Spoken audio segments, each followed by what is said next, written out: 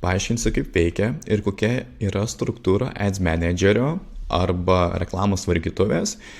Pirmiausiai, nuo ko pradedam, tai yra kampanijos lygmuo, tada kiekviena kampanija tolimesnis žingsnis yra ad setas ir tolimesnis ad setų lygmuo yra ad lygis.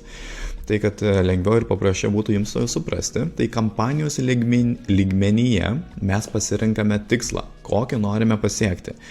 Visas šiuo metu kuriam akcijai, tai mūsų pagrindinis tikslas bus pardavimai.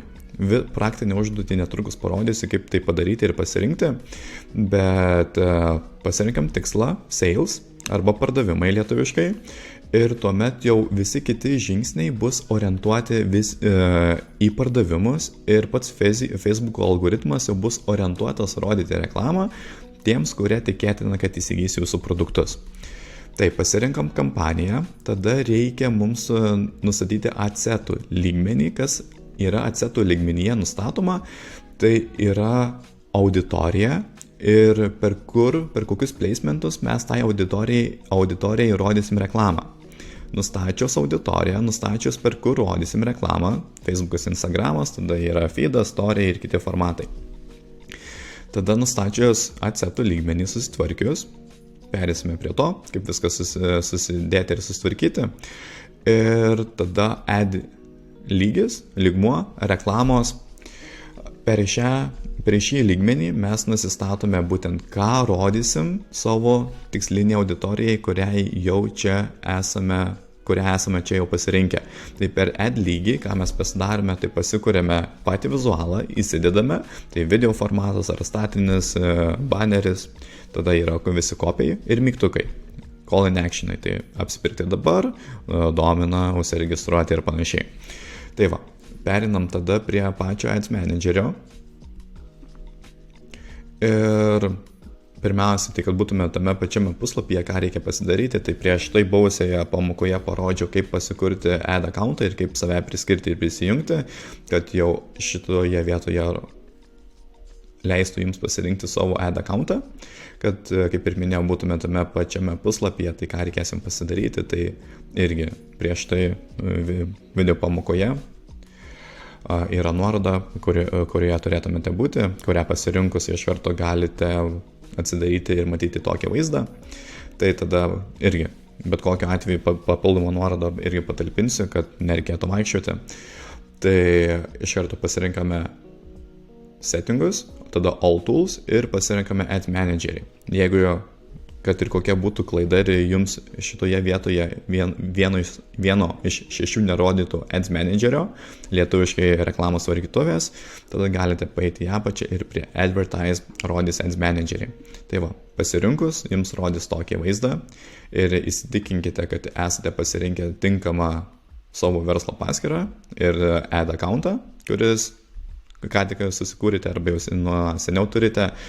Ir svarbu, ką paminėti, tai nueiti į bilingus ir susitvarkyti savo mokėjimus, prisidėti kortelę ir pateikti tinkamus savo įmonės duomenis, kad išrašytų tinkamas sąskaitų faktūras. Nėra sudėtinga, jeigu turėsite klausimus, galite rašyti, komentuoti ir atsakysiu.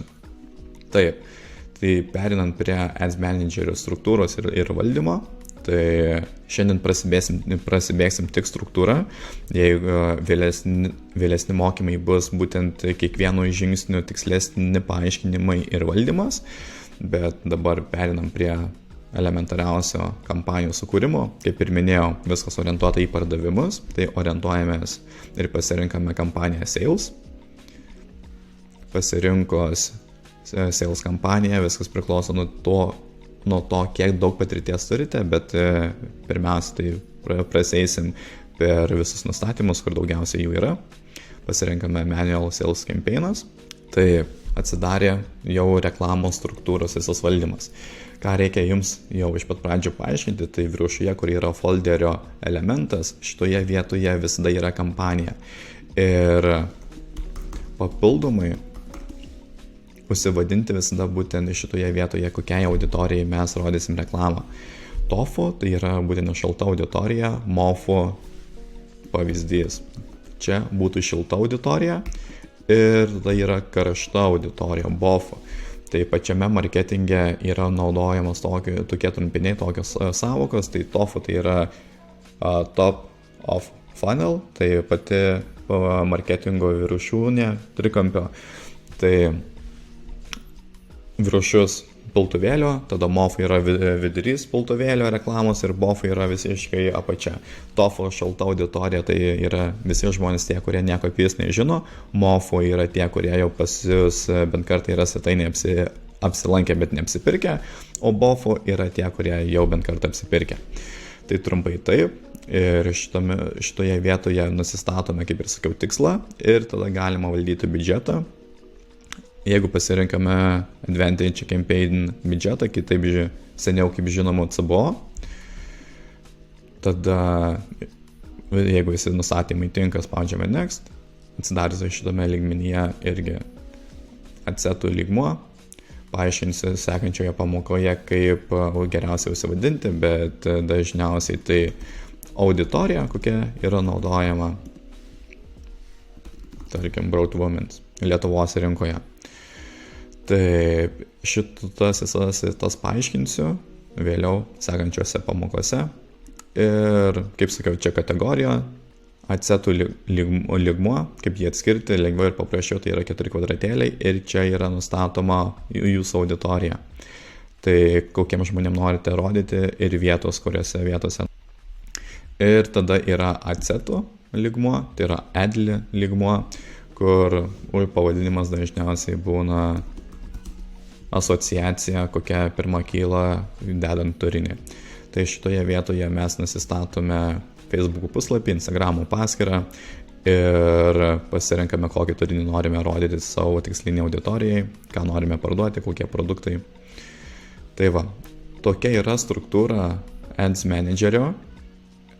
Ir taip reklamą reikia pasileisti ir pasitvarkyti, kaip ir sakau, sekančiose pamokose mes pasileisime kiekvieną etapą skirtingomis pamokomis ir paaiškinsi, kaip kiekvienas jisai veikia ir kaip toliau naviguotis. Ir bus viskas paprasčiau ir lengviau.